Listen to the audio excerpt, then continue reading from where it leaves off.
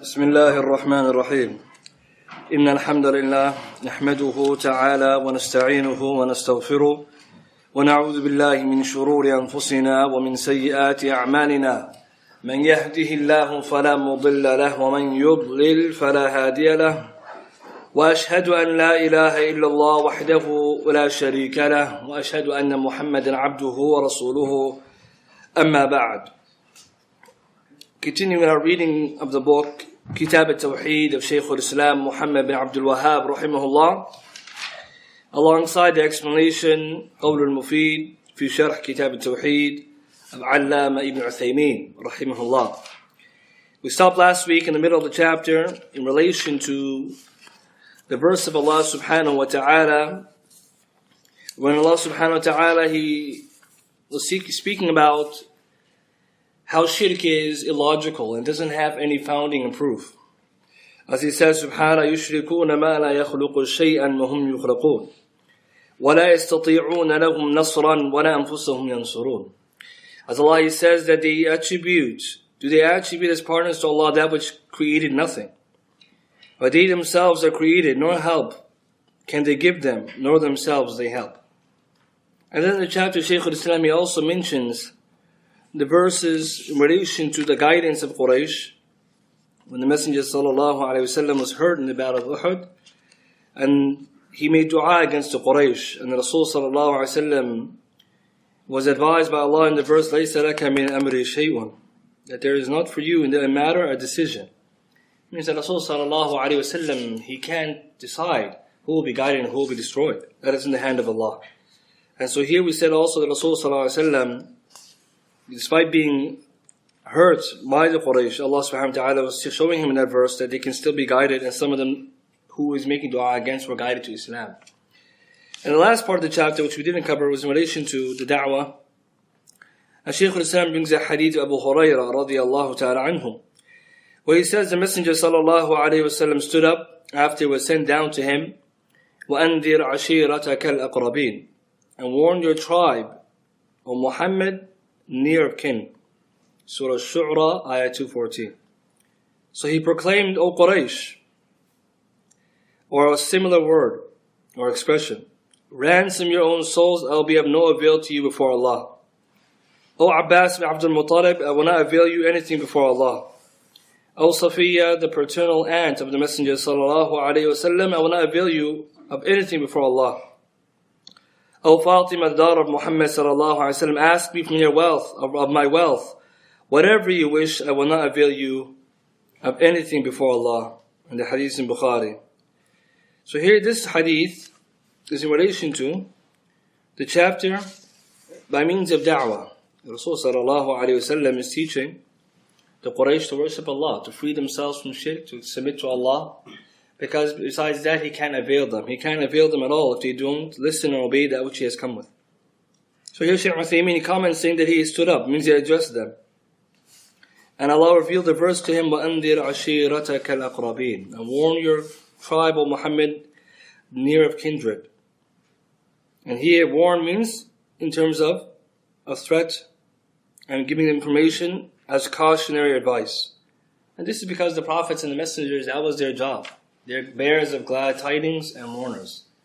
Rusulan, Allah says the messengers we send, Mubashireen wa Mundhirin, bearers of glad tidings and those who warn. So the warning He's doing here is in the description of the prophets and messengers. Wa Mundhirin. And also Shaykh says the close ones, Ashiratak al-Aqrabeen, are those who are nearest to him. So Ashira here could mean tribe or children or descendants, fathers and brothers, uncles. And so based on this, we derive that He sallallahu alaihi wasallam gave da'wah to those closer to Him and began with them. And it implies that He did not hesitate. As soon as the verse came, He stood up to Quraysh and He advised them. And so we benefit as well from the bab of da'wah that we should start to do da'wah to those nearest to us. That's what we start the da'wah with. Those nearest to us and those following, and then like this. And so we see from the seerah of the Messenger sallallahu alaihi wasallam, in the hadith we have this, and we know when he first met Jibreel and the verses were revealed to him, اقرأ بسم ربك الذي خلق. He went to Khadija, he told her about it, and she became Muslim. And then after that he told his nearest of friends, Abu Bakr, and he became Muslim. And like this, Ali, and all the way down. So this is a bab, a principle for us we can take when it comes to da'wah. We start with those nearest of family, nearest of brothers and friends. We begin with them with da'wah. And how do we know? Because Rasulullah, when he came down, he called out to those nearest. Abbas bin Abdul Muttalib, Safiya, his aunt. He called Quraysh in general, then he specified Abbas, then he specified Safiya, then his own daughter Fatima. So it's a benefit for us in terms of da'wah that we begin with those people, those nearest to us. And ransom your own souls. So the verse, the actual hadith is Ishtaru anfusakum. Ransom your own souls. La ughni anka min Allahi. La ughni ankum min Allahi shay'a. I can't avail you with Allah anything. And so what does it mean to ransom yourselves, or your souls? He's encouraging them, Shaykh says here, since it means save yourselves. Redeem yourself by saving yourself from destruction. And the one freeing himself is desirous. Right? The one who wants to free himself from something is desirous. As if he's buying. That's why you can say, for example, purchase yourselves desirously. And so the Shaykh says then, that I will not avail you anything before Allah, and this is the point of reference. That is, I cannot protect you or benefit you. I cannot benefit you by averting anything from you besides Allah. And I cannot prevent you from a thing Allah wants for you because the affairs are with Allah. And that's why the Messenger ﷺ was commanded by Allah to say, قُلْ إِنِّي لَا أَمْلِكُ لَكُمْ ضَرًّا وَلَا رَشَدًا قُلْ إِنِّي لَنْ يُجِيرَنِي مِنَ اللَّهِ أَحَدٌ وَلَنْ أَجِدَ مِنْ دُونِهِ مُلْتَحَدًا. Say, it is not in my power to cause you harm or to bring you the right path. Say, none can protect me from Allah, nor shall I find refuge except in Him. Surah Al-Jinn, ayah 21 and 22. So the shahid, the point of this hadith is that part there. لَا أُغْنِي عَنْكُم مِّنَ اللَّهِ شَيْئًا. I can't avail you. Means if they choose not to follow the Tawhid, then He can't save them. And they choose to follow the guidance, Allah subhanahu wa ta'ala will save them. And this is an example we find also in his uncle Abu Talib, where the Messenger sallallahu alaihi wasallam tried hard to guide him, and Allah subhanahu wa ta'ala didn't will that he be guided. إِنَّكَ لَا تَهْدِي مَنْ أَحْبَبْتَ. Allah says you will not be able to guide those whom you will, or those whom you love, but لَكِنَّ اللَّهَ يَهْدِي مَن يَشَاءُ. It's Allah who guides whom He wills. And so we benefit from that angle. That this is why the reference, this part of the hadith, connects to the other parts of the hadith, of the ayat we mentioned last week. لَيْسَ لَكَ مِنْ أَمْرِ شَيْءٍ. Allah says that you don't have anything in the affair. So that part of the ayah, Surah Al-Imran, connected to this hadith, or the connection of this chapter. That the affair is in the hand of Allah subhanahu wa ta'ala. And then the Shaykh explains also some other benefits in relation to Abdul Muttalib, or referring to himself as being, or someone naming himself as Abdul Muttalib, because that was his grandfather. And they mentioned the ulama that the name Abdul Muttalib is not a name allowed in Islam. If you read carefully, some of the Ahlul Ilm, they discussed that name has been exempted. Some of them, they mentioned exempted. You can call your son or somebody who's related to you, you can refer to them or name them as Abdul Muttalib. But the correct opinion is you can't. Because when it comes to naming, it has to be with the name of Allah. And so this name that Abdul Muttalib was what he was known by. And then so Shaykh mentioned, how can the Rasul sallallahu alayhi wa sallam refer to himself, or even say Abbas bin Abdul Muttalib, where the name Abdul Muttalib isn't something allowed?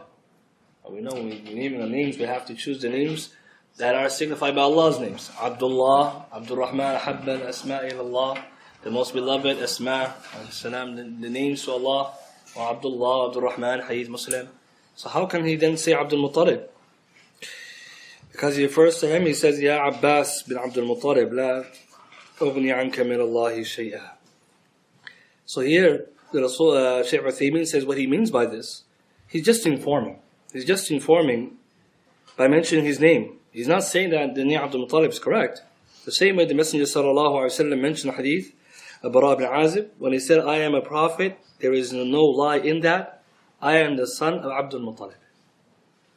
So this hadith also clarifies that Rasulullah just informing that that is his grandfather's name, not to say that that name is allowed. So it's just a side benefit, in case someone were to ask, is that allowed to have such a name?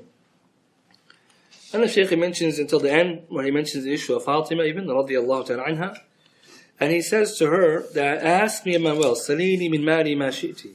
Ask me of my wealth that which you wish. And so the Shaykh Uthaymeen mentions, why is he, sallallahu alayhi wa sallam, mentioning this? Because he says he will not refuse. It's because she's his daughter. He'll give her the wealth, whatever she wishes. But in terms of the success or salvation with Allah, I cannot aid you then. As for that, I cannot avail you with Allah. Means if you have to take their advice and the guidance and follow it. That means I can only give you the wealth, but I can't save you. The affair of guidance is the hand of Allah. And success. So that part there, Shaykh is asking her to ask from the wealth. I can give you this, but as for the guidance or the success with Allah, then only Allah subhanahu wa ta'ala can grant that. And so the benefit we take, there are many benefits from that hadith. But which we derive, we said, is from the benefits, is that it's from the way of da'wah to begin with those nearest to you. وَأَنذِرْ عَشِيرَتَكَ الْأَقْرَبِينَ. You give da'wah to those nearest to you, family members, friends, and those further away. And also we benefit here, we see how eager the Messenger sallallahu alaihi wasallam was in giving da'wah. As soon as the ayah came down, he stood up in the corporation and gave them this message. And the Shaykh then mentioned the benefits of Uthaymeen, that in general, that such an action that he did, sallallahu alaihi wasallam, the people, they thought he was already claiming that he was insane. This was the claim that they mentioned about him. But it didn't bother him, sallallahu alaihi wasallam, to stand up and give them da'wah in front of everybody, to clarify to them the truth, even if they thought bad about him. Even though Shaykh says nowadays our time is different, such matters are strange even at that time, but our time is also a different time. But we still have to give da'wah with wisdom, but we shouldn't be afraid of the criticism of the people who criticize. For he sallallahu alaihi wasallam gives da'wah to them directly, as Allah subhanahu wa ta'ala warned them, as Allah revealed to him.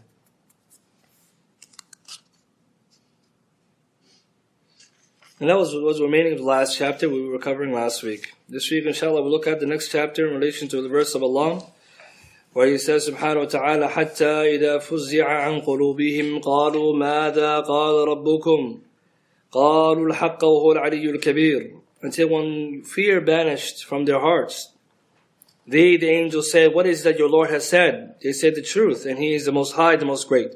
Surah Saba, Ayah 23. And so the chapter here is in relation to the same topic, which is the Tawhid of Allah. And the Shaykh says, that this verse is one of the evidence proving that no one deserves to be a partner with Allah, because even the angels, who are the nearest creatures or creation to Allah subhanahu wa ta'ala, and will have special status over mankind, feel great awe in hearing the word of Allah, and they free Him from all faults and defects. So if the angels cannot be partners with Allah, what about then human beings? What about then other types of creation? And so reality here, it's showing again that the idea and the concept of shirk is one that is false. And the angels, they are not partners of Allah. They are servants of Allah, ibadun mukramun, servants who are honorable, and they worship Allah. So if we benefit from this, that even them, they have fear of Allah to a great degree.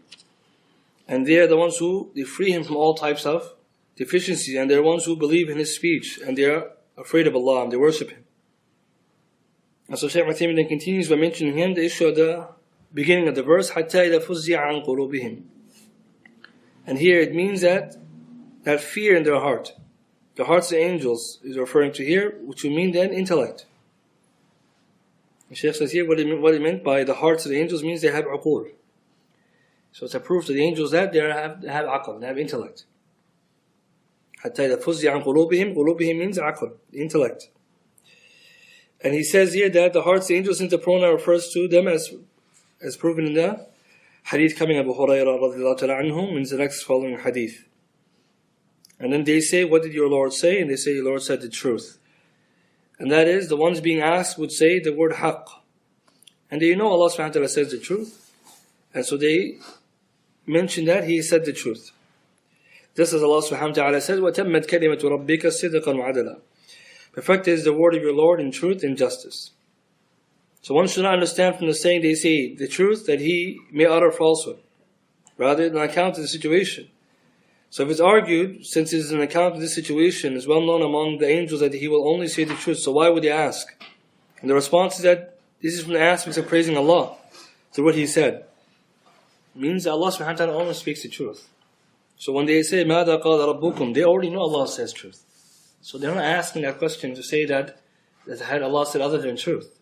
What it is, they say they're praising Allah, and they're reaffirming and reiterating what Allah has already said. And that's because Allah says in the Quran, وَاللَّهُ يَقُولُ الْحَقِّ. Allah subhanahu wa ta'ala speaks the truth. وَمَنْ أَصْدَقُ مِنَ اللَّهِ قِيلًا. Who is more truthful in speech than Allah? So Allah only speaks the truth. But they are affirming here as a way of praising Allah by repeating that which Allah subhanahu wa ta'ala has said. Again, also indicating that the fear they have of Him subhanahu wa ta'ala that He deserves. And the Shaykh says the connection between this verse and Tawhid is, since that He, Allah subhanahu wa ta'ala, is unique in highness and greatness, it is then imperative that worship is directed to Him alone. And Allah subhanahu wa ta'ala has ulu. He has loftiness. And the Shaykh says Allah's ulu is of two categories. So the issue of the ulu, loftiness in regards to Allah, is something which the ulama, they mention in the books of Aqidah. And so Shaykh will summarize it in two categories. The first, he says, is ulu sifat, which is loftiness in His attributes. So the issue of ulu means the loftiness of Allah, and as a Muslim we must believe in this. So the first, he says, Allah has ulu sifat, loftiness in attributes. And this is agreed upon by everybody who ascribes to Islam, even the deviant sects like the Jahmiyyah. They also agree to ulu sifat. Allah has lofty attributes. So even the groups of innovation, as far as the group of Jahmiyyah, affirm this. And the second one is the ulu with that, the highness of Allah's essence, the loftiness of His essence. And many of those who profess Islam, from the Jahmiyyah or other groups, be the Asha'ira and others, they deny this. And so in reality, Shaykh says here, the researching scholars, the muhaqqiqeen, they affirm ulu with that. Ahlus-Sunnahwaljamaah, we affirm for Allah His loftiness is His essence. And His ulu does not negate His being with the creatures. It means Allah's ma'iyyah, Allah being with us, is not negated by Allah's being lofty. He knows them, He hears them, and He sees them, for nothing is like Him in all His attributes. So there is no contradiction by believing Allah is with us, hearing and seeing, to encompassing everything with His knowledge. As Allah mentions in the Quran, Allah, He encompasses everything. أَحَاطَ بِكُلِّ شَيْءٍ عِلْمًا. That He encompasses everything with His knowledge. Allah tells Musa and Harun, إِنِّي مَعَكُمَا أَسْمَعُ وَأَرَى. I'm with you too, hearing and seeing. And so Allah subhanahu wa ta'ala being with us doesn't negate Allah's high. All high and all lofty. سَبِّحِ اسْمَ رَبِّكَ الْأَعْلَى. Glorify, Allah says, your Lord who is most high. Ar-Rahman عَلَى عَرْشِ اسْتَوَى. Your Lord, Ar-Rahman, He ascended over the throne. So the ulama Ahlus-Sunnahwaljamaah, they mentioned there's no contradiction between these two. Allah subhanahu wa ta'ala is with us, with His hearing and His seeing and His knowledge. And is also at the same time Al-Ali, the All-High.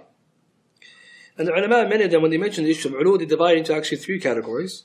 So Shaykh Uthaymeen, he combined into this issue into two categories, but many of them mention three. And so the three that the ulama mention are what Shaykh Uthaymeen mentions here, but he mentions the first two as one, and then he mentions the last one as a third. So we mentioned them. The first one, the ulama often mention, is that Allah subhanahu wa ta'ala's ulu is of three categories. So Shaykh Uthaymeen said two, but we can also look at it as a three. The first being ulu billah, or ulu Allah bi-that, Allah's loftiness in His essence, as we mentioned here. The next one, ulu al-qadr wa-sha'n, Allah's ulu in His estimation and His affair. Ulu al-qadr wa-sha'n. And that one would correlate to the one that he mentions here, the ulu of as-sifat. So ulu al-sifat can be also said ulu al-qadr wa-sha'n. Allah is lofty in His estimation and His affair. And the last one, ulu al-qahar wa-sultan, ulu of Allah's power and His authority. And so these are from the beliefs of Ahlus-Sunnahwaljamaah. The ulama, they mention that we have to believe in it. And there's proof for all of them in the Quran. And as we said, Ahlus-Sunnahwaljamaah, they affirm all three. Whereas Ahlul Bid'ah, they affirm two, and not the third. They don't affirm Allah's loftiness in His essence. And for those reasons, some ulama have written books to affirm just that subject. And in fact, some of them, they specified only that in their books of Aqidah because that's where the dispute was. So you find, for example, the Kitab of Imam al-Dhahabi, rahimahullah, or Mukhtasar al-Ulu, Allamat al-Albani, specifying all the narrations and ayat and the aqwal al-salaf on that subject alone. All the other ulu, because that one was where the Ahlul Bid'ah, innovation differed. Shaykh al-Rajihi, rahimahullah, he mentions in his Sharh al-Tahawiyah that there are two types, right? People, he says here in general, that the ulu of Allah is three. Then he mentions the three categories. that we mentioned now. And it says two categories of these that people of innovation agree to, and they denied one of them. So the two that they agree to is the loftiness and estimation. It means Allah's ulu fil qadr and shan, and also they affirm Allah's ulu al-qahr, Allah's loftiness in power and authority. However, they disagreed in Allah's loftiness in His essence, and that He's above. And they said we oppose this. Whereas Ahlus-Sunnahwaljamaah, they affirm all of this. And the Salaf and Ahlus-Sunnahwaljamaah and the A'immah, the scholars, they mention proofs for loftiness of Allah's essence specifically. And they use authentic texts, a clear intellect and sound disposition as evidence. So essentially, when you read the books of Aqeedah, you find quite a bit of emphasis on uluullah bidat. Why? Because this is where they differed. Ahl Bid'ah, they didn't agree to this one. He mentions that on page 201 of Sharh al-Tahawiyya. Imam Ibn al-Qayyim, he mentions in his Nuniyya, وَهُوَ الْعَلِيُّ فِي كُلِّ أَنْوَاءِ الْعُلُوِّ وَلَهُ فَثَابِتُهُ بِلَا نُكْرَانِ. That He, Allah, is the most high in every type of loftiness. It is established for Him without any denial. And that means without any denial from the people of knowledge. As the people of innovation, then yes, they denied. And they are the ones who the ulama they advised and wrote and authored about. So in summary, the ulu is the issue that we need to believe in. And it is one that is of great importance. And in case someone were to ask for the evidences for them, then we mention them, inshallah, so we have clarity. So the evidence for Allah's loftiness and His essence are the different ayat in the Quran to prove Allah's above. قال سبحانه ربكم الله الذي خلق السماوات والأرض في ستة أيام ثم استوى على العرش. So example, Surah Yunus, ayah 3, Allah says, surely your Lord Allah is the one who created the heavens and the earth in 6 days and made istawa over the throne. And all the other places in the Quran where this ayah comes. The 7 places in the Quran mentions istawa al-arsh, those are proof of ulu. Be that, Allah's essence, Allah is above in His essence. Wallahu fawqa al-arsh, Allah subhanahu wa ta'ala is above the arsh. وَهُوَ يَعْلَمُ مَا أَنْتُمْ عَلَيْهِ, al-hadith, and He knows that which you are upon. إِنَّ اللَّهَ كَتَبَ كِتَابًا وَهُوَ عِنْدَهُ فَوْقَ الْعَرْشِ. Allah, He wrote a book and is with Him above the arsh. And all the other evidences that prove Allah subhanahu wa ta'ala is above. As for the other one, ulu, fil al-qahr, as fil al-qadr, wa shan, then it means Allah's loftiness in His description. As Allah says, وَلَهُ الْمَثَلُ الْأَعْلَى فِي السَّمَاوَاتِ وَالْأَرْضِ وَهُوَ الْعَزِيزُ الْحَكِيمُ. Belonging to Allah is the highest description in the heavens and earth.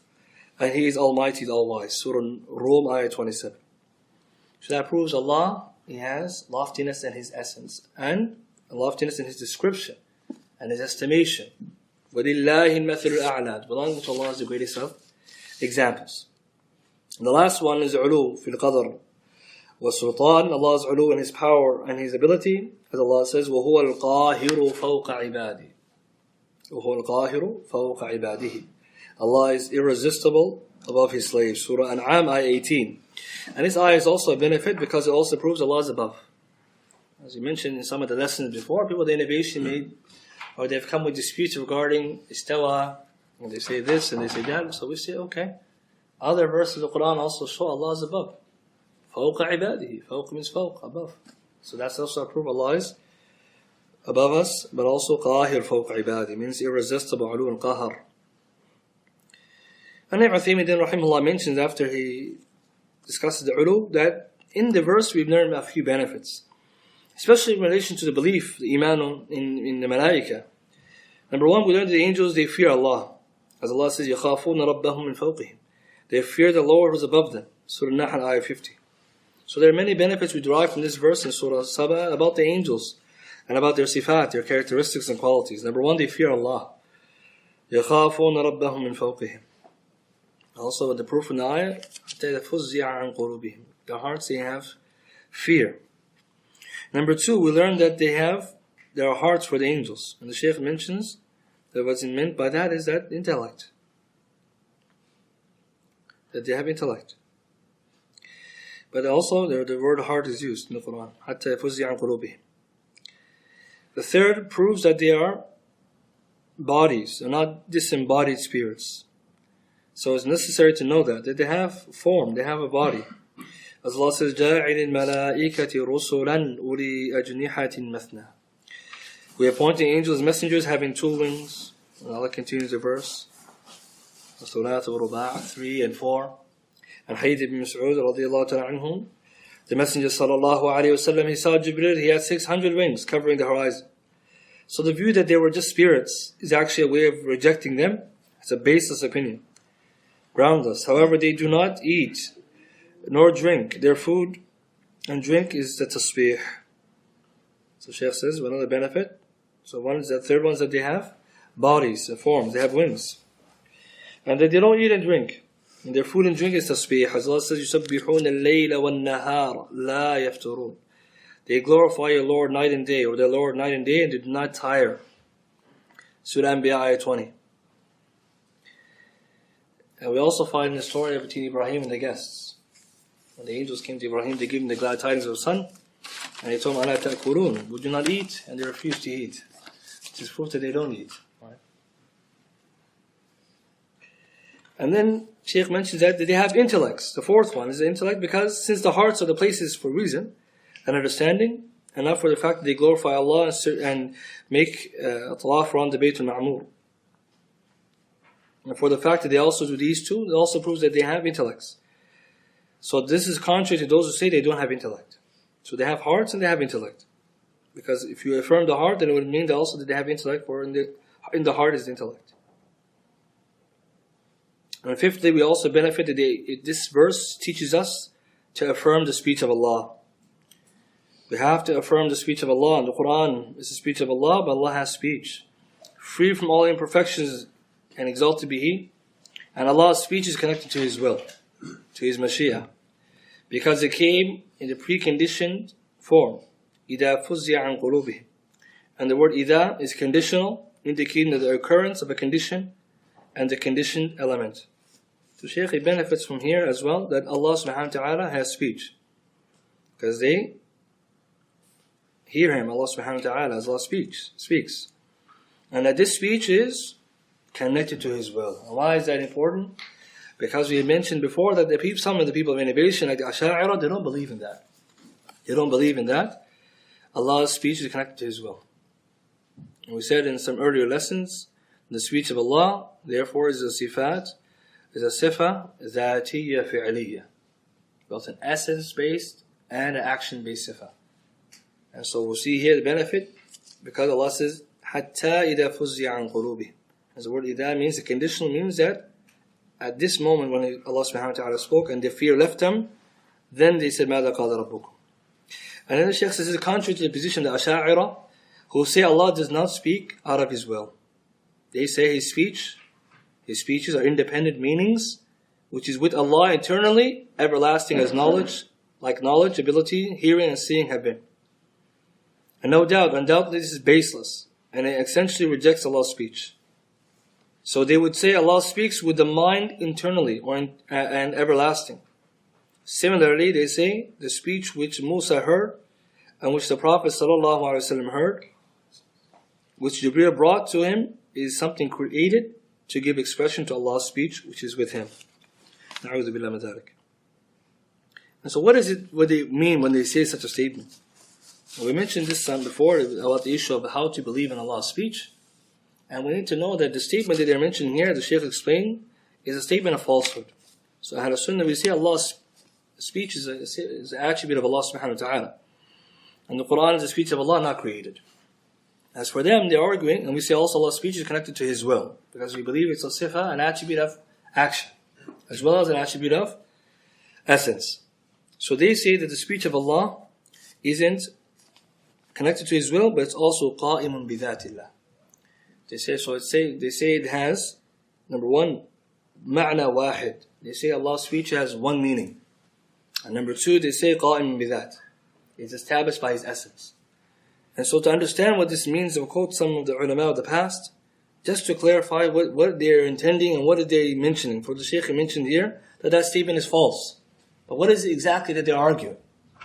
So the first thing we know, what does it mean, ma'na wahid? So first, I mentioned Ibn Abi al-Izz al-Hanafi, the great Imam, the Sharih, the explainer of the Tahawiyah, he mentions that there is different opinions in some of the people of innovation fellowship in regards to Allah's speech. And we'll mention the third one, which is this group, this Asha'ira, who say, أَنَّهُ مَعْنَى وَاحِدْ قَائِمٌ بِذَاتِ اللَّهِ. So they believe that it's ma'na wahid. It's one meaning. قائم بذات الله means it's independent, established by the essence of Allah. هو الأمر والنهي والخبر والاستخبار وإن عبر عنه بالعربية كان قرآنا وإن عبر عنه بالعبرانية كان توراة وهذا قول ابن كلاب ومن وافقه كالأشعري وغيره. Essentially, when they say it's معنى واحد, it means however the Quran is, of different things that he mentions, it all has one meaning. So essentially, قُلْ هُوَ اللَّهُ أَحَدٌ is like تَبَّتْ يَدَاهُ. It's all the same. It's one meaning. Whereas none of the ulama, they mention this. قُلْ هُوَ اللَّهُ أَحَدٌ has meaning, and Surah Masad, and Surah other part of the Quran, every part of the Quran has meaning. They say the whole Quran is one meaning. If you were to translate it in Arabic, it's Quran. If you put it into Hebrew, then you call it Torah. You put it in Aramaic, it's Injil, like this. So essentially, this statement is falsehood. No one knows from where they came with this.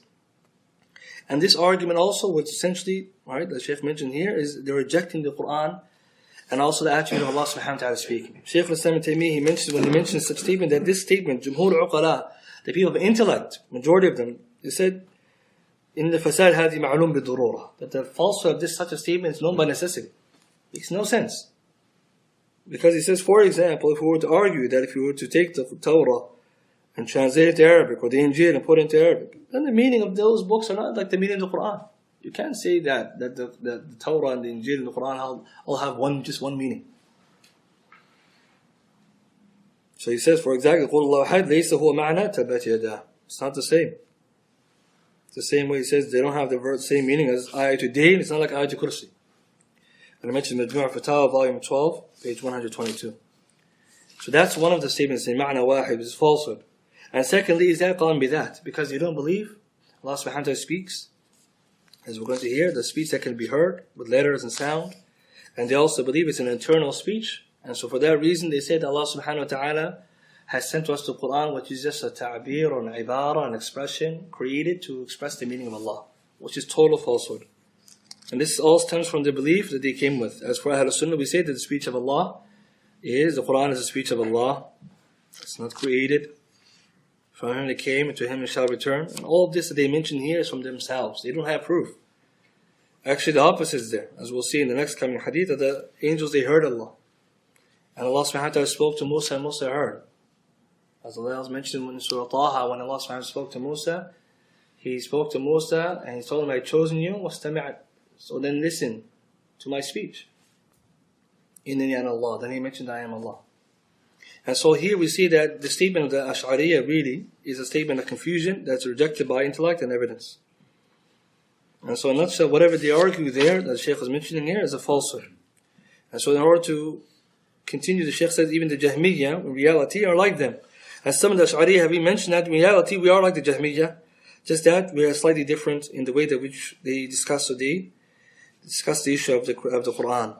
So those who fair-minded Ash'ari even admitted that. Essentially, we're saying the same thing. They're denying the Quran. The sixth benefit, we affirm that Allah's words are true. So once we come from this, we see that Allah's speech the Quran is Allah's speech, and Allah speaks.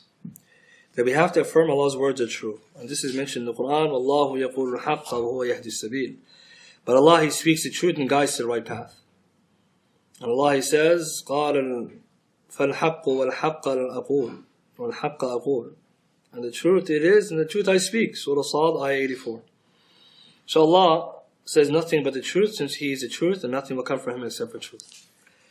And so we take from that one verse all of these benefits. And then Shaykh al-Islam, he brings another hadith to establish the point. We'll mention this hadith now, the hadith of Abu Hurairah in Sahih, in the Sahih al-Bukhari and others. Where he says, whenever Allah, the Messenger sallallahu alayhi wa sallam said, whenever Allah decrees an order in the heaven, the angels flutter their wings in total submission to His decree, like the chains dragged on smooth solid rock, highly penetrating them. Executing that, the statement of Allah, حَتَّى إِذَا فُزِّعَ عَنْ قُلُوبِهِمْ قَالُوا مَاذَا قَالَ رَبُّكُمْ قَالُوا الْحَقَّ وَهُوَ الْعَلِيُّ الْكَبِيرُ. Until when fear is banished from the heart state, the angels say, what is it your Lord has said? And they say the truth, and He is the most high, the most great. So those eavesdroppers, those who steal the speech from the heavens, the eavesdrop. Sufyan, rahimahullah, one of the narrators, he explained how they do that, one above the other. بَعْدُهُ فَوْقَ بَعْض. Some of them are above others. And then he will hear some words. Means those of the shayateen, they will hear some of the words Allah subhanahu wa ta'ala is decreeing. And he will transmit it to the one below them. And then he will transmit it to those below them. Until it will reach the tongue of the sorcerer or the soothsayer. So the magician or the fortune teller. And sometimes a flame, a shooting star, comes and hits him before he reaches. And other times he conveys it before it strikes him. And then he, the soothsayer, the magician, adds 100 lies to it. So it will be said to him, did he not tell us such and such on such and such day? And they will be believed based on the words that have been eavesdropped or taken from the heaven. So this hadith is in Hadith Bukhari. It's also found in other books outside the Sahih al-Bukhari. And the hadith is proving the same point. And he says, and it's also talking about the reason revelation for this verse, or the context of this verse. And he says, Shaykh Uthaymin here, that when Allah decrees the order in the heaven, means the order here, it means a matter and it's a decree. Allah says, إِذَا قَضَىٰ أَمْرًا فَإِنَّمَا يَقُولُ لَهُ كُنْ فَيَكُونُ. And when Allah decrees a matter, He only says, be, and it is. Surah Al-Imran, ayah 47. So when the angels, they hear this, they become to total submission. Submissiveness and humbleness. And then the Shaykh says here, like, as is giving a description, like Safwan, silsilatun, like a chain. It says in the hadith, like a chain dragged on smooth rock. Ala Safwan. So Safwan, it says, means a rock having a smooth surface. It's hard, and the chain on this surface, it creates a deafening sound. And it is not to say that Allah is being compared. Allah's voice is being compared to this. Because Allah says, لَيْسَ كَمِثْلِهِ شَيْءٌ وَهُوَ السَّمِيعُ الْبَصِيرُ. There is nothing like unto Him, and He is all hearer, the all seer. The intention of this part of the hadith, is rather to compare the awe that penetrates them when they hear His speech with the fear that grips the one who hears the sound. So this is something important. We're not comparing the sounds, the voice of Allah, with the sound of this. What's being compared is the same. When they hear the voice of Allah, the awe, the fear that comes to the heart of the angels is like the fear of one of us or somebody when he hears that chain go on top of a smooth rock. And the Shaykh says then, continuing, and this is then, as Allah says, حَتَّى إِذَا فُزِّعَ عَنْ قُلُوبِهِمْ. So then he brings the ayah, as he mentions in the hadith. And continue with the hadith. The rest of the hadith then discusses the issue of how the fortune tellers or the magicians, they get the news of the unseen. How do they receive the knowledge of the unseen? So the Mustariq al-Sama' here mentioned in the hadith is one of those shayateen who would go one above the other. And they would try to then take some information from the heavens.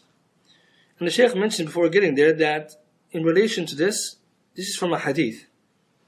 It means this tafsir of this verse has come in a hadith. As for the explanation of a sahabi, then it's clear-cut evidence as well. According to the majority of the scholars of tafsir. It means from the ulum of tafsir we learn that you can make tafsir of the Quran by the Quran. So Quran explain the Quran, then the Sunnah, the hadith explain the Quran, then the Sahaba explain the Quran. And then after them the Tabi'in, those of the ulama. And so he says here that the companions' tafsir is clear-cut evidence, according to the majority of ulama of tafsir. But as for the Tabi'un, then most of the scholars say that it's not clear-cut evidence. Unless it comes from those who are unique or specialized in the subject, like Mujahid, rahimahullah, the student of Ibn Abbas. Because he revised the Quran with Ibn Abbas, as some of the ulama mentioned, 20 times or more. And so he would pause by every verse and ask the meaning. As for the other tabi'een, or just outright, the general tabi'een, then we cannot say that. But the point is, the reference here is that, in relation to this ayah, it's coming from a hadith. So the benefit in terms of ulama of the Quran, or Usul al-Tafsir. And the Shaykh, he has a book on that, Usul al-Tafsir, if someone wants to read and to study it. And also famously the Muqaddimah of Shaykh al-Islam and Taymiyyah on the issue of Tafsir. So it's important for us also, as students, that we know that some of the rules in relation to Tafsir. Surah Tafsir, how does it work? How do you make Tafsir? Can we just read the Quran and give our own opinion and say that's Tafsir? So Shaykh just mentioned that side benefit. In terms of this ayah, it comes in the directly in Hadith Bukhari, so it's clear. Rasulullah explained this. And then Shaykh continues here by mentioning that in regards to this issue then, is that we get then an explanation in regards to how this knowledge or this fate, what is being decreed in heavens reaches the fortune teller. So mustariq al-sama', those eavesdropping, is as Allah subhanahu wa ta'ala says, إِلَّا مَنْ خَطِفَ الْخَطَفَ فَأَتْبَعُهُ شِهَابٌ ثَاقِبٌ. Each of them tries to snatch something by stealing it from the heaven, and then is followed by a shihabun thaqib. It's a flaming, piercing, bright fire, which is we call today a shooting star, or comet, some will say. And so, in reality, we see also here a wisdom in terms of how these things they come, the shooting star or the comet. And the Shaykh says here, is it possible then that this statement here, it means that the shayateen who were going up at that time, getting the information and coming down before being hit. He says the jinns were arranging themselves one above the other in order to do this. As Allah says in the Quran, but then they were not able to do so. As Allah says after, that they say, وَأَنَّا كُنَّا نَقْعُدُ مِنْهَا مَقَاعِدَ لِلسَّمَعِ فَمَنْ يَسْتَمِعِ الْآنَ يَجِدُ لَهُ شِهَابًا رَصَدًا. And verily we used to sit there in the stations to steal a hearing, but anyone who listens now will find flaming fire lying in ambush. So here the Shaykh says that he will hear the word and transmit it to those below them. That is, the uppermost of those the jinn who are stealing the information would pass it to one below them, and then that one to the one below them, until it reaches the magician, or the sorcerer, the fortune teller. And magic sihr can be done through amulets, incantations, charms. It affects the body of the victim, the heart, the intellect, the thoughts. And he says here that then the kahin, the fortune teller, is the one who informs about the unseen future. So the kahin is the one who is telling you about the ghaybiyat fil mustaqbal, in the future. And so some of the talabat al-ilm, the students of knowledge, have mixed up the matter, he said, that anyone who tells them about something that happened, means perhaps they will tell them something of the unseen, or a matter that is not known, and they will say that this so and so is a kahin. So the Shaykh says the past events on the earth are not considered from the ghaib. So history, things that happened before, it's not considered from the unseen knowledge. So it's only relative unseen to us relatively. Perhaps, for example, if someone's in the masjid and someone else is outside on the street, then some knowledge may be unknown to the one in the masjid versus the one in the street. But we can't say that the person who tells you something unknown in the past is a fortune teller. He's not. Because the fortune teller is the one who tells you unseen knowledge in the future. So it's important that we clarify that. In case, like Shaykh said, some people were claiming other people are fortune tellers when really they're not. An individual may affiliate with a jinni, this is also possible, and then the jinni will tell them what happened on earth a very long time ago. Some people, they have some relations with jinn, like friendship or companionship, or tabi', a follower jinn. This is something that is known. So he may employ the jinn, which is not allowed, forbidden, and such a person may tell him, or jinn might tell him things about the past. As for this one, the fortune teller, then the one tells about the future. So important benefit we learned there to clarify the two. And it said that the one who is the sorcerer is the one who informs about that which is in the heart. And some have said otherwise than that. And then Shaykh gets into the issue then in relation to the fortune teller, because that's the last part of the hadith, that when they receive this knowledge from them, then they mix it up with 100 lies. And Shaykh says the benefit as well that we should also be careful in terms of the reports, that which we hear, that which is relayed to us. We shouldn't accept things just as that. As Allah says, يَا أَيُّهَا الَّذِينَ آمَنُوا إِنْ جَاءَكُمْ فَاسِقٌ بِنَبَإٍ فَتَبَيُّنُوا. O you who believe, a rebellious, evil person comes to you, then verify the news. And the Shaykh mentions at the end, in terms of, in relation to the issue of the fortune tellers, that then he adds to it, وَيُلْقِيهَا مَعَهَا مِئَةَ كِذْبَةٍ. He adds 100 lies along with it. So Shaykh interprets the 100 lies, he says it's just an exaggeration. It's not exactly 100, it could be more, it could be less. It just means he adds a lot of lies. So he interprets 100 to mean many lies. He puts many lies in it. And from that is that one truth that he heard from the heavens, and then people believe that one truth and think that the fortune teller or the magician, they know something. And the Shaykh says, like nowadays, when we tell somebody a lot of things, we tell them, didn't I tell you such and such day? Or even we say nowadays, didn't I tell you that 100 times? You don't mean 100 times, you mean I told you often. And then the Shaykh derives some benefits from the hadith as we should benefit, like number one, again affirming Allah's speech, for the angels they hear it. And also Allah's greatness, and His fear from all imperfections. We also benefit the angels have wings. And the angels fear Allah, and they have reason, they speak. And that Allah says only the truth. We also benefit that Allah is free of any defects and deficiencies. We also benefit the jinn are many in number. Because the hadith says the mustariq al-sama' when they come, هكذا بعضه فوق بعض, some of them above the others. So the Shaykh says they benefit that they climb one another to reach the heavens. So many of them, there are so many. Some of them, they have different forms in their bodies. Some he said they're very light, and some they fly, etc. Shaykh al-Islam ibn Taymiyyah rahimahullah mentioned that some magicians who employ the jinn, they fly them about, that they will wake up in the morning on the day of Arafah in their localities. And that is possible today using airplanes. But at that time there was no airplane. So the shayateen will fly the people, leaving a broom used for sweeping in the house for the people to see. And say, I will ride on this broom and fly to Mecca. And he would do it. The Shaykh Ibn Taymiyyah said, these people are ardent liars, employing these devils. And they fall into the serious errors. And that's why if you read Shaykh Islam al-Risal on the jinn, you find this ajaib, that they will do these type of things. In fact, some of the Hanabi, they specify this form as being a sign of a magician. If I see them flying with a broom. Ibn Muflah, he mentions Furu'a even. وَهُوَ مَنْ يَرْكَبُ مَكْنَسَةً فَتَصِيرُ بِهِ فِي الْهَوَاءِ وَنَحْوَهُ. If you see one flying on a broom in the air and the like, that's the magician. Alama of a magician. And the Hanabi specified this. In many of the books you find that. Iqna' as well, Bahuti mentions this. They mention this is like a characteristic known. Today we say what witches and like this. So it shows again that this type of behavior and of the jinn are many, and they aid the people to do this type of haram is something that's known. And so we also benefit that. It was something in Islam we affirm, that there are magicians and they exist and they have evil. We also understand how they got that information. For we see in our society, Wallahu al-Musta'an, many people believe in that. And they go to them and they think they know things. And so in our Sharia, in Islam, we learn that the benefit, that how that is happening, and why the people of fortune teller and magician and magic are disbelievers. And what reality is that they don't know anything. But had they had any knowledge, as some of the people knowledge mentioned, if they had any knowledge of the unseen, they wouldn't be setting up their stalls, asking people for money. They said, will get their own money and wealth and become sufficient of the people. But they are begging, they're asking. And so the Sheikhs also benefit that the magicians are the biggest of liars.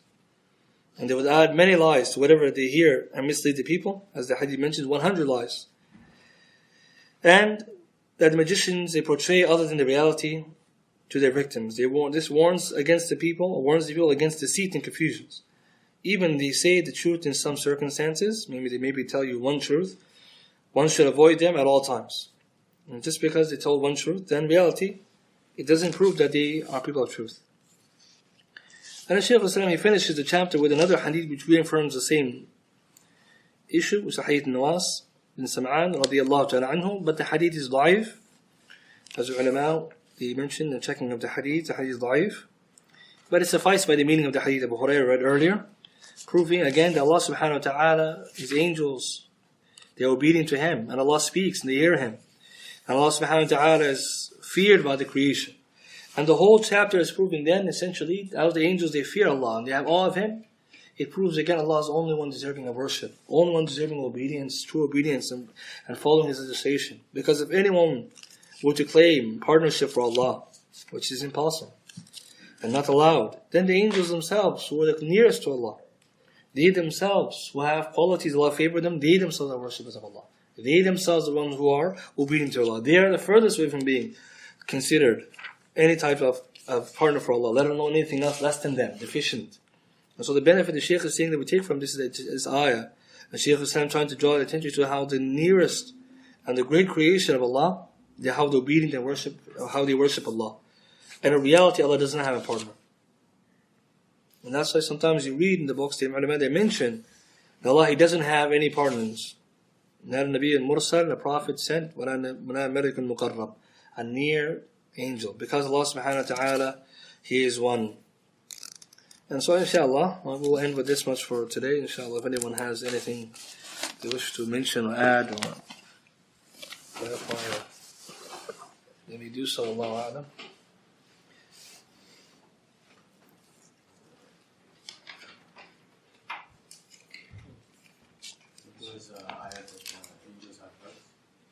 It's the same ayah. حَتَّى إِذَا فُزِّعَ عَنْ قُلُوبِهِمْ. So Shaykh says that proves that they have hearts and also their intellects. For the heart, it's what encompasses the intellect. Right, so this is also something we mentioned a long time ago as well. The qawl al-sahih is that the person's intellect is in his heart. So this is why you find in the Quran the connection between the intellect and the heart. Right, so the point is that if you affirm one, you affirm the other. The same ayah, Surah Saba. Yes. So, ulu, is it of 4 types? Together it's 3, but Shaykh Uthaymeen he divided into 2. So he combined ulu al-qahr and ulu al-qadr as one, and ulu al-dhat as the second. But other ulama, they mention it as 3. They separate the 3, and all of them have the proofs, and that's what we have to believe in.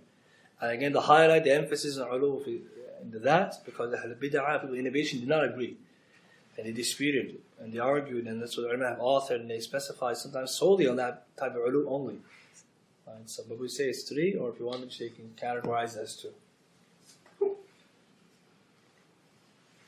Those people that have, they call themselves like healers. Like, is that the same as magicians and stuff? Some of them can be, yes. So it's, if they, whatever name they may use, we'll look at the reality of what exactly are they using to heal. So if they say they're natural healers or something like this, and then they're doing magic, then they're magicians. Right? Doesn't matter if they call themselves something else. Palm readers, are they also referred to as? Yes, the palm reader is also a type of fortune tellers. So they would use someone's palm to dictate their past and the future and what decision they should make. And so for those reasons, we're not supposed to attend or go to those places. You see, sometimes you pass, you see a palm symbol lighting up in the house, and that's palm readers. They're the same. And other forms to be reading to coffee cups and other things like this. And even electronic now. Now there's an electronic version. Eventually they go on the internet, some sites, and they do some things, and they will tell you Allah knows what, and they follow this. And so the ulama have also warned against that. Even these sites we're not allowed to attend. Right? So it's especially important because some of the young ones, they don't know the severity of that issue. And so they will go on those things as fun, to see what will Allah Alam, let's see what happens in the future. And we say to them, we have to be very careful, be wary. It's the issue of kufr and shirk. It's not something as a game. Can you explain exactly what do the eavesdroppers, what do they hear? So when Allah subhanahu wa ta'ala decrees something and the angels are hearing, those shayateen or jinn, they hear. When they get high to the heavens, and they hear what Allah subhanahu wa ta'ala has decreed to the angels. And so with that news, they will come pass it down to those below them until they pass it to the magician. And so that information they have, then the magician will mix up with it lies and tell the people, for example, people who are visiting them, what will happen in the future.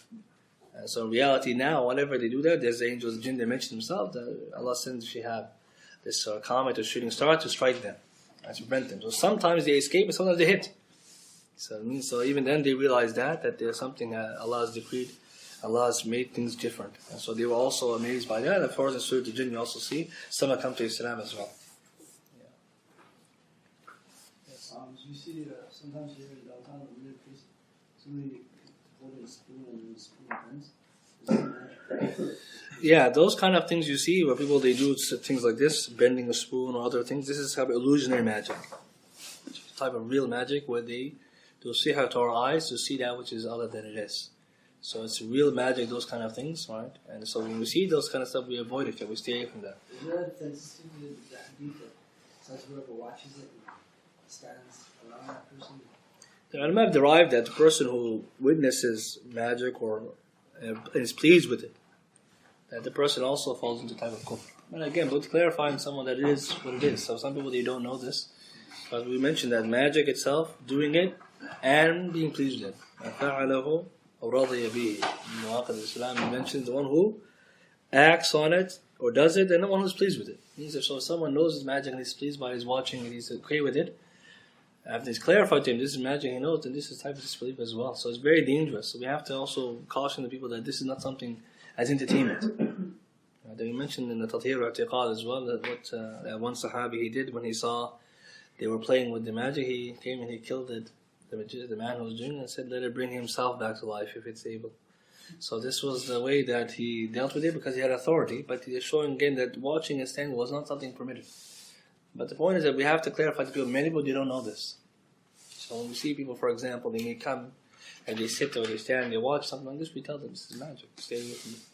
And I shouldn't watch it, and I shouldn't think it's something like that. Many people, they don't know, so we need to educate the people. We have to teach them. Yeah. Why do the jinns, even though they see more miracles than humans, they see the heavens, they know more than humans see more Allah's miracles, why do they still try so hard to harm humans? Well, there's two types of them in categorization. The jinn who are Muslim, those who are kafir. So we don't say that all of them. When we use the term shayateen, we're already intending the bad ones. Because that's what they call shayateen, those who are evil and far from Allah's mercy.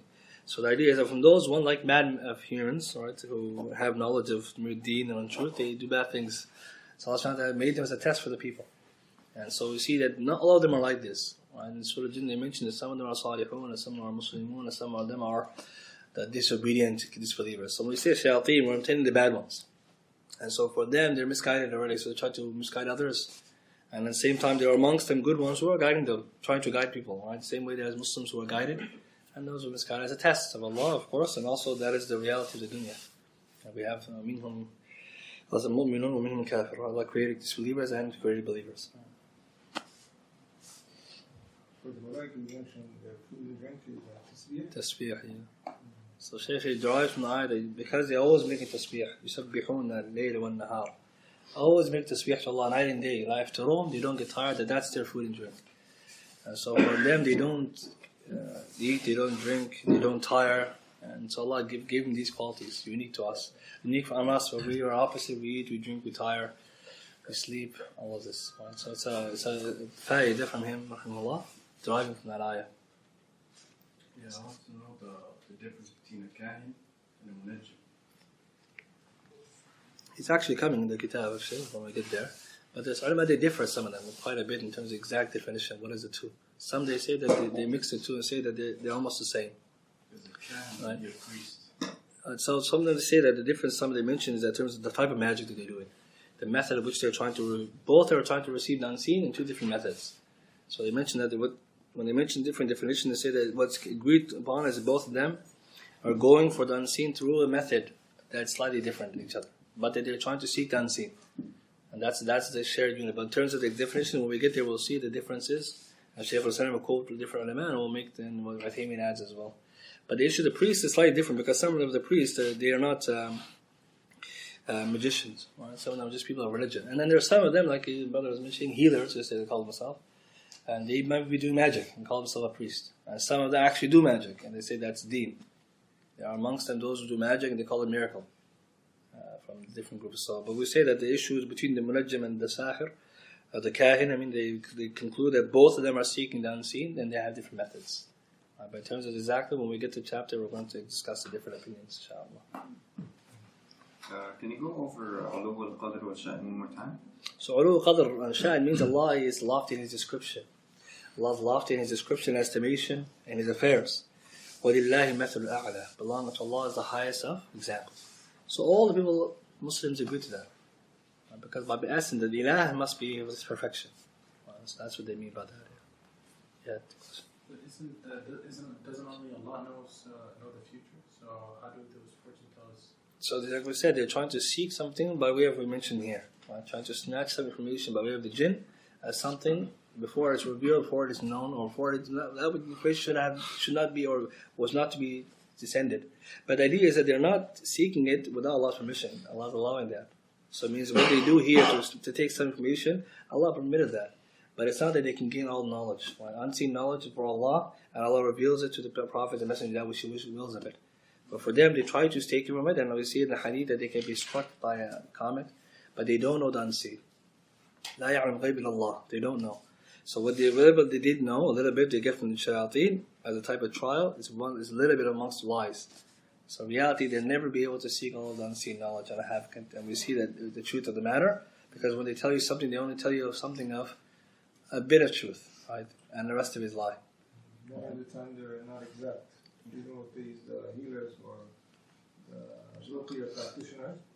I tell you, for example, he has an evil eye on his right foot, and the person is hurt on his left foot. So many times, even though we don't believe in them, if they were to say something like that, you have to verify exactly. That they are most of the time off from what they're saying. They don't know the way. And even that unseen is, as the brother mentioned, there's two types of unseen, which is absolute, which not even the malaika know. Nothing else of the creatures of Allah known is confined to Allah. And there's something that which Allah reveals to some of His creation. Here, there, it's open for them maybe to snatch some information as a test for humanity. Yes. Can you just reiterate the part when you're talking about the chains on smooth rock? So the hadith was saying that the angels themselves, when they hear Allah speak, they begin to fall into, or they become fearful of Allah and have awe. The same way that one of us would get that kind of feeling if he were to hear a silsilatun ala safwan, like a chain being dragged on a smooth rock. So the Shaykh said it doesn't mean that we're comparing Allah's voice to that. It was comparing the way that the angels react, the fear that they have when they hear Allah's voice, the same way that we will have when we hear such a deafening noise. That's what he was mentioning. So it's important. The ulama, when they mentioned this explanation, not to confuse it to say that we're saying Allah's voice is like this. Subhanahu wa ta'ala. Adding to what Faisal said, I was in one of the countries in Africa. There was an individual that was doing ruqya at somebody, but the person, he kind of helped him healing, but he knew what was inside him, how long it was, and what it was. Does that fall into that type of light? Well, that's the thing. Some of the stuff that they claim, as the first thing, can't even verify. Right? So sometimes maybe the shayateen might tell them certain information about individual, like so I've been here this long in the body, or this person is this old, but even some of the stuff they say we cannot even verify it. Sometimes it might be lie.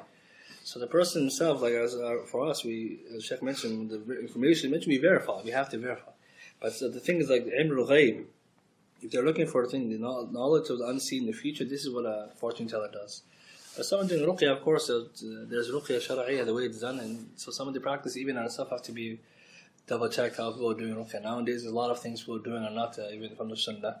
And so so exactly, we shouldn't indulge in it. But the issue is that just because maybe for someone may get information that we have to verify, we cannot say that that's a lie or it's fortune telling. And some of the stuff we don't even know where they're coming from. Allah Adam. So, but we have to stick to the sunnah. This will clarify a lot of the problems that we have now. Is it true that none of the jinns or shayateens have seen the Prophet? No, the Surah Al-Jinn, we know that they saw him reciting the Quran. No, at this specific time. Allah Adam, that's we don't know that. That information I don't know. The affairs of the unseen, usually leave it to the text. Anything beyond the text, we say Allah bless. إن شاء الله. سبحانك وبحمدك أشهد أن لا إله إلا أنت أستغفرك وأتوب إليك.